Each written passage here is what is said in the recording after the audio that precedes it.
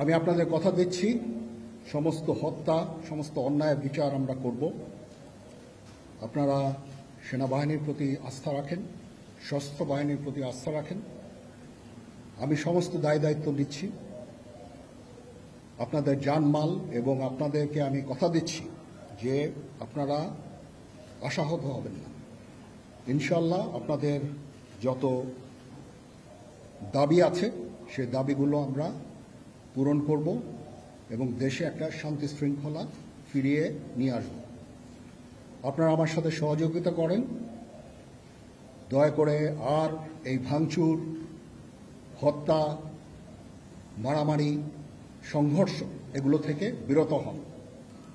আমি নিশ্চিত যে আপনারা যদি আমার কথা মতো চলেন, আমাদের সাথে যদি একসাথে যদি কাজ করি আমরা, নিঃসন্দেহে আমরা একটা সুন্দর পরিণতির দিকে আমরা অগ্রসর হতে পারব। আপনারা দয়া করে আমাকে সাহায্য করেন। মারামারি করে এই সংঘাতের মাধ্যমে আমরা আর কিছু অ্যাচিভ করতে পারবো না, আর কিছু আমরা পাবো না।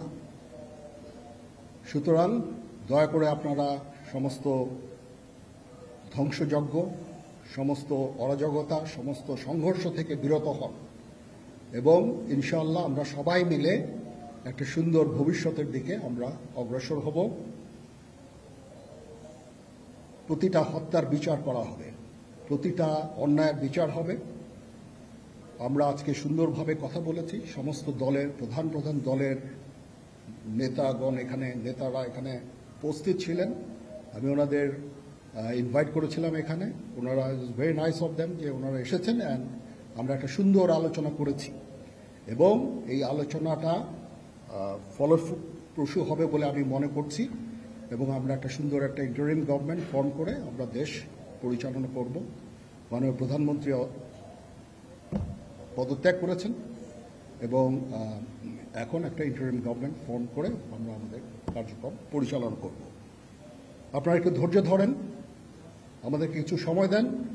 ইনশাআল্লাহ আমরা সবাই মিলে সমস্ত সমস্যার সমাধান করতে সক্ষম হব। আপনারা আর এই সংঘাতের পথে যাবেন না এবং শান্তি শৃঙ্খলার পথে ফেরত চলে আসেন। আমাদের দেশের অনেক ক্ষতি হচ্ছে, অর্থ সম্পদের ক্ষতি হচ্ছে, জানের লোকজন মারা যাচ্ছে। তো এগুলো থেকে আপনারা বিরত হন এবং আমাদের সাহায্য করেন। আমি সমস্ত দায়িত্ব নিচ্ছি, আপনারা আমাকে সাহায্য করেন। সবাইকে ধন্যবাদ। আল্লাহ হাফেজ।